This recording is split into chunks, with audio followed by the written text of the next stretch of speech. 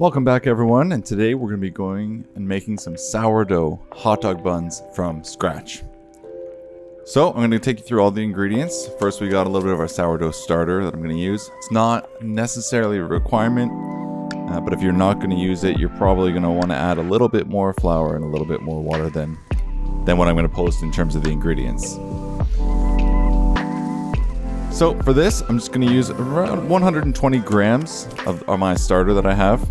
And everything's going to be weighed out using the scale, and I'm just pouring everything right into the mixing bowl. It just makes it really easy to get everything together and makes cleanup much quicker as well.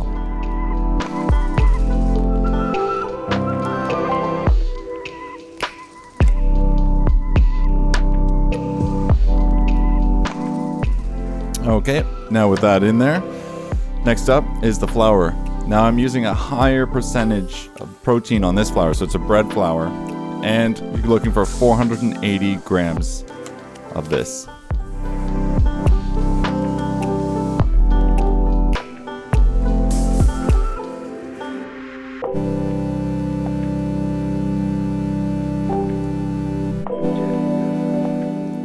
Alright, next up, some active dry yeast, the stuff that you're normally always using.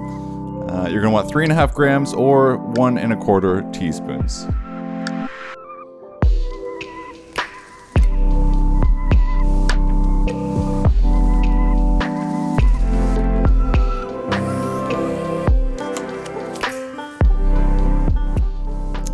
Now, one thing I do is I just stir the yeast into the flour, because when I add my salt, I don't want the salt to interact directly with the yeast.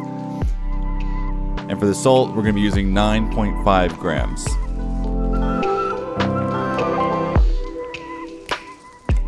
Next up is we have regular granulated sugar. And for this, it's a bit high. It's 70 grams of sugar. It's not essential to the recipe, so if you want to take it out or if you want to lower it, I've done the recipe both ways, and still just as good. And last but not least, we have our oil. And it's just regular vegetable oil. You're looking at 25 grams of oil. And then, of course, the water will come as well. So for the water, it's 270 grams.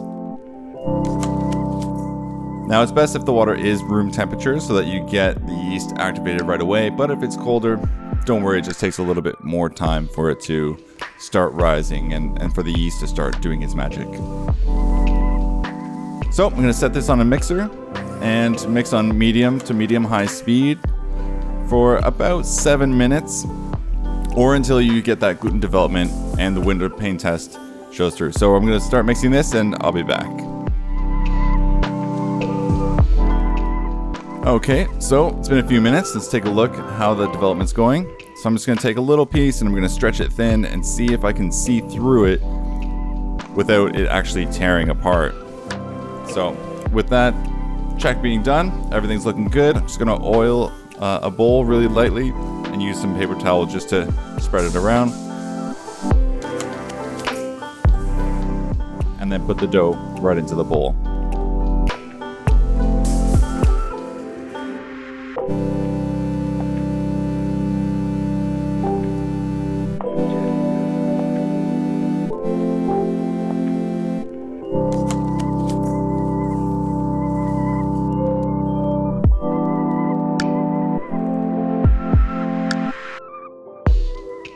And you're going to want to cover the bowl with some sort of plastic wrap or saran wrap, just so it doesn't dry out as it's rising.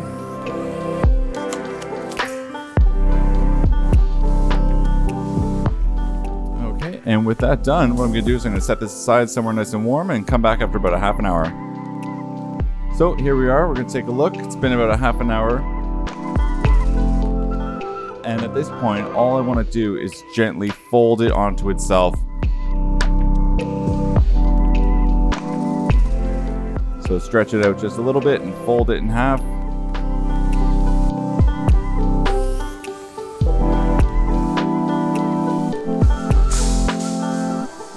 So we're just going to set it back into the bowl for another hour or so.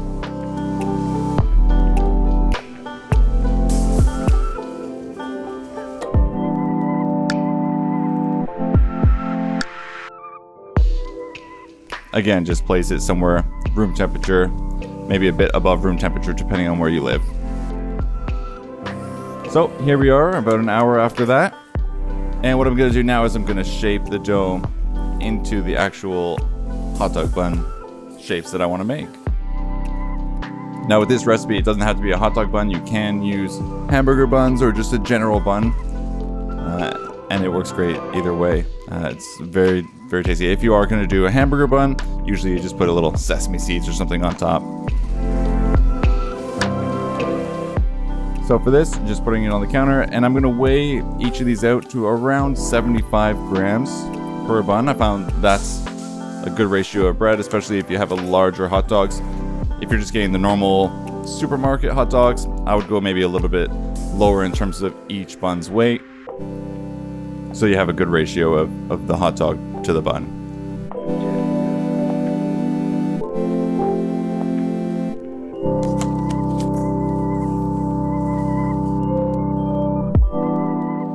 So it's pretty simple here. Just sort of stretch it and mold it into a cylinder shape or the shape of a hot dog bun.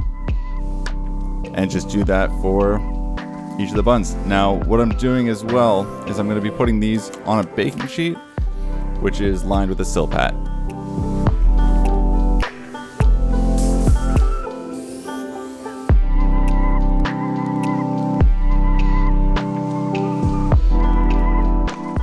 Just going to cut and weigh each of them out, just so that I can shape them all in one go.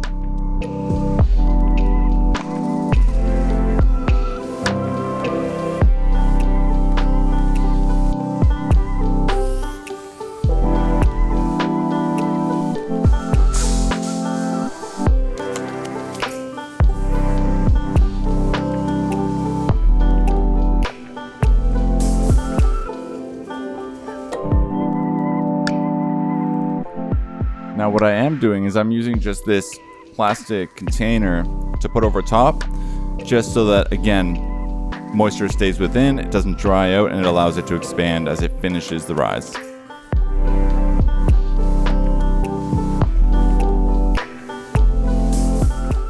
So with all these done, I'm just going to set these somewhere, again, room temperature, nice warm spot, and check back in a couple hours.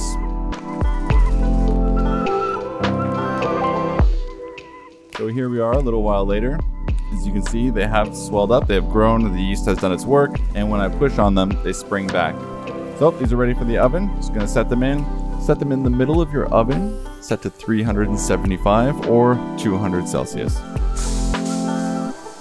So here we are, the finished product. They're looking good. I just have it on a wire rack to cool. And once it's cooled down, then you can cut into them. So here we go. Let's take a look on the inside.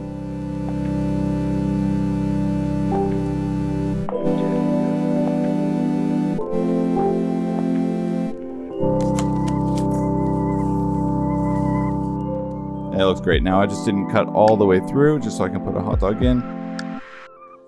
Perfect homemade hamburger buns with that little bit of sourness in it. So thanks for watching, and leave in the comments if you make it and what you think of the recipe.